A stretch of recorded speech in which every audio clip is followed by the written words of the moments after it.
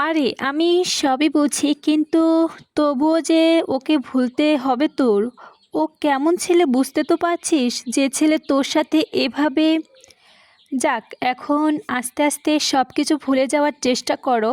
এই কথাগুলো বলে উনি নিপাকে বসা থেকে উঠিয়ে রুমে নিয়ে আসলেন। মুক্তা সাহেব কিছুটা স্বস্তি পেলেন। মেয়েকে ঘরে রেখে আর লাভ নেই, 4-5টা জায়গা থেকে সম্বন্ধ এসেছে, যে কোনো একটা ভালো হলে বিয়ে দিয়ে দিব ভাবলেন।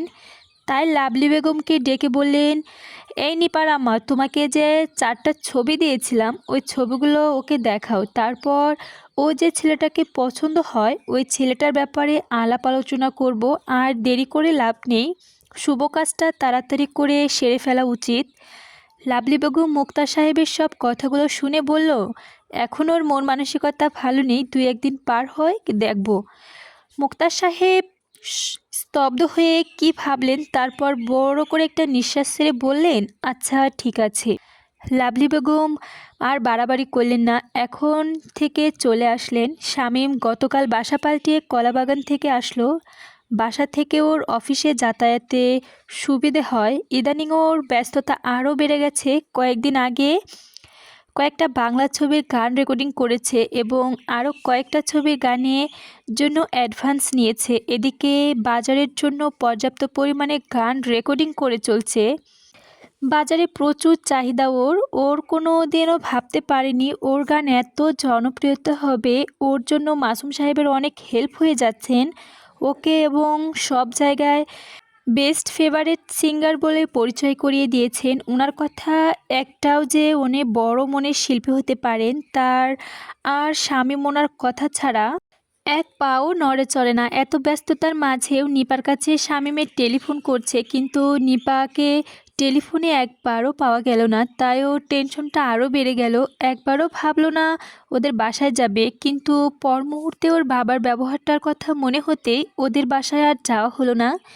তাই নিপার বান্ধবী সোমার বাসায় গিয়ে হাজির হলো। হাজির হয়ে জিজ্ঞেস করলো সোমাকে নিপার খবর কি। নিপার বান্ধবী সোমা ওকে দেখে তেলে বেগুনে জ্বলে উঠল। তারপর রাগান্বিত গলায় বলে উঠল, নিপাকে দিয়ে আপনার কী দরকার?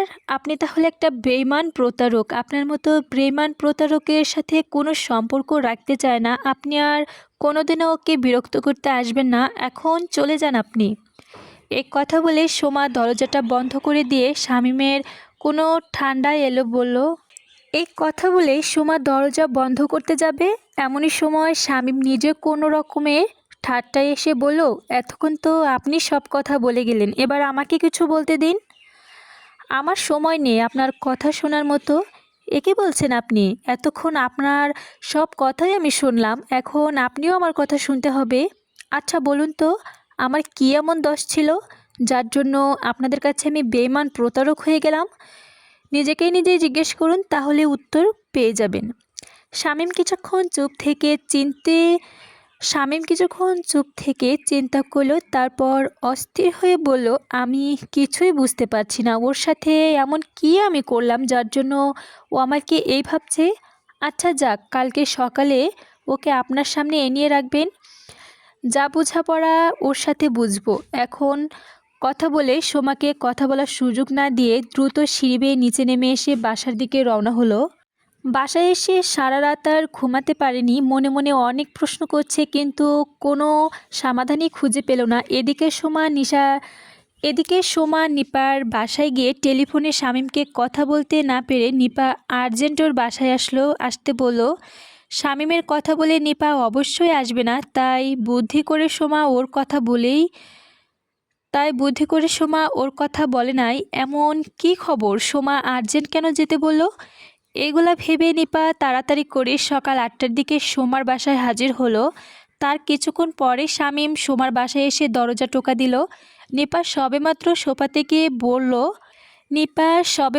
সোফায় গিয়ে বসলো, হঠাৎ করে টোকা পড়তে বিরক্ত হয়ে বলে উঠল, সামনে এসে দরজাটা খুলে সামনের দিকে চোখ রেখেই মাথায় রক্ত উঠে গেল ওর। তারপর কোনো কথায় কান না দিয়ে স্তব্ধ হয়ে শামীমের দিকে রক্তবর্ণ চোখ নিয়ে তাকিয়ে রইল, আর রাগে ঘন ঘন শ্বাস টানতে লাগলো। শামীম এক নজর নিপার দিকে তাকিয়ে মাথা নিচু করে মনে মনে বলল, কিছু একটা আজ হবে। ব্যাপার-স্যাপার ভালো হচ্ছে না। কিন্তু আমার তো কোনো অন্যায় দেখছি না। তবু কেন ও আমাকে ওর চেহারা দেখে বোঝা যাচ্ছে আমার উপর খুব রেগে আছে। তাই অবস্থায় আমাকে রাগানো চলবে না। যাই কিছু বলুক না কেন নীরবে সহ্য করতে হবে। কিন্তু এইভাবে দরজার সামনে দাঁড়িয়ে থাকা ঠিক হচ্ছে না। পাশের ফ্ল্যাটের লোকজন দেখলে কি মনে করবে? এই ভেবে শামীম বড় করে একটা নিঃশ্বাস ছেড়ে কোনো কথা না বলে পাশ কাটিয়ে ভিতরে ঢুকে গেল। নিপা শামীমকে ভিতরে ঢুকতে গিয়ে ওর আবারও মেজাজ চড়া হয়ে উঠল। তারপর শামীমের দিকে ঘাড় ঘুরিয়ে দেখে নিল দরজাটা জোরে ধাক্কা দিয়ে আটকে কর্কশ গলায় বলে উঠল, কেন এসেছো এখানে? শামীম কিছুক্ষণ কোনো জবাব দিতে পারল না, মাথা নিচু করে রাখলো।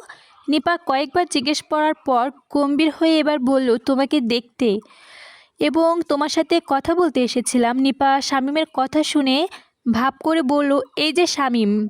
এই প্রথম শামীমকে দেখলো ও, তারপর কপাল কুঁচকে আশ্চর্য হয়ে বলল, আমাকে দেখতে মানে? আমার কি রূপ বেয়ে বেয়ে পড়ছে নাকি? শামীম নিপার চোখের উপর চোখ রেখে এক দৃষ্টিতে তাকিয়ে রইল। এভাবে কিছুক্ষণ তাকিয়ে থাকার পর চোখটাকে সরিয়ে আস্তে আস্তে বলল, না মানে তোমার সাথে অনেক দিন পর্যন্ত দেখা হয় না, টেলিফোনে অনেক চেষ্টা করেও তোমাকে পেলাম না, শেষ পর্যন্ত তোমাকে না পেয়ে ওনাকে দিয়ে তোমাকে। আমার সাথে তোমার কি? তুমি জানো না তোমার সাথে আমার কি? নত হয়ে কথাগুলো বলল শামীম।